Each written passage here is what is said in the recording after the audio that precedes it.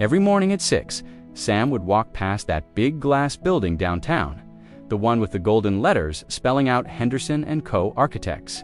He'd clutch a worn-out portfolio under his arm, his chest filled with hope. But with each passing year, both felt heavier. For 8 years, Sam was a junior draftsman. He designed stairwells that flowed like music and libraries that seemed to breathe with light. He sketched homes that felt like a warm hug, but none of his brilliant work ever carried his name.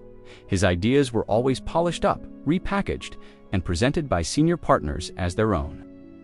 "Stay humble," his boss would always say, "your time will come." But Sam was starting to wonder, what if his time never came? What if he was just destined to be background noise? At home, his younger sister, Aisha, could see him fading. She'd point to the drawings he pinned above his desk, the ones he worked on late into the night. "But you sketch dreams," she'd tell him. "So why do you let other people live in them while you stay hidden?" His excuse was always the same. "I'm not ready," he'd mumble. "What if I fail?" Fear had become his silent partner, more constant than any client he'd ever had. Then, a huge opportunity came up. The city announced a competition to design a community center for underprivileged youth. The prize, the winner, would lead the entire project, and their name would be on the building. Sam's hands literally itched to enter. He could already see the designs in his mind. But that old familiar voice of doubt came creeping back. "You're not important enough. You'll just embarrass yourself." Aisha saw the struggle raging in his eyes. So, without saying a word, she took his best sketch, a beautiful, sunlit courtyard with a climbing wall made from recycled book sand, mailed it in with his name right there on the envelope. "What did you do?" Sam was in a total panic when he found out. "I gave your dream a chance," she replied calmly. "Now go claim it." The night before he had to present to the judges, Sam barely slept a wink. He stood in front of the mirror, rehearsing his lines, but his voice kept cracking and his palms were slick with sweat. "What if they laugh at me? What if I forget everything?" But then, his mind shifted. He remembered the kids he'd met when he visited the site.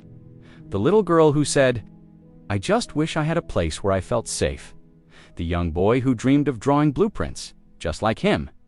And in that moment, he realized, this isn't about me, it's about them. The next day, standing before the judging panel, Sam didn't try to sound like some polished, high-flying architect. He just spoke from the heart. He spoke with passion. He showed them how every single curve, every window, and every garden path was designed to make a child feel seen, feel strong, and feel full of possibility. When he finished, the room was completely silent. Then, the head judge slowly stood up and said, This is architecture with a soul." Sam won. 6 months later, the Samir A Community Center opened its doors. On that first day, children were running through the courtyard, their laughter echoing. They were climbing, reading in sun-drenched corners, and just being kids. His old boss from Henderson and Co. walked up to him, hand outstretched. "We'd like you back," he said, "as a partner." Sam just smiled and shook his head. "I'm exactly where I belong." The real lesson here is that self-confidence isn't about waiting until you feel ready. It's about stepping forward even while you're afraid, because your ideas, your voice, and your vision matter. You don't need anyone's permission to be seen. You just need the courage to put your own name on the door. The world doesn't need more perfect people. It needs brave ones, people who dare to say, "This is mine, and I'm proud of it." Thanks for watching, and don't forget to subscribe for more stories like this.